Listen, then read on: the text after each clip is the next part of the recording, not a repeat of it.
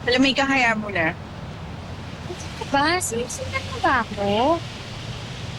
Ano ba, huwag kang ang praning. Namili lang ako dyan, no? Ito, oh. Nagkataon, nakita kita na naglalakad-lakad dito. Bakit? Anong bakit?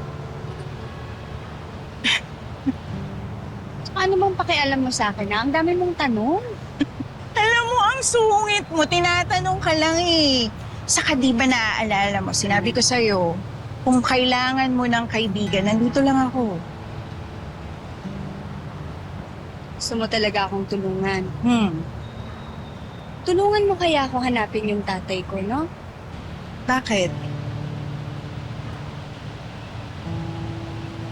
Sabi kasi ni Madam Jacinta na mayaman daw yung tatay ko.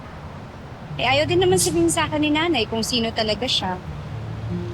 Sa totoo lang, gusto ko na talagang umahon sa hirap. Para balikan ko yung mga taong umapi sa akin sa campus at pagsasampalin ko sila ng pera. Alam mo, alam mo, nakakatawa yung scenario at eksena na ginawa mo sa utak mo, napaka-teleserye. Pero, tingin mo ba kapag nahanap mo na yung totoong tatay mo, tatanggapin ka niya? Oo, bakit naman hindi? Pagbabayaran ko siya sa lahat ng mga atraso niya. Alam mo, malabo yung iniisip mo eh. Wait lang. Malabo? Anong malabo, ha?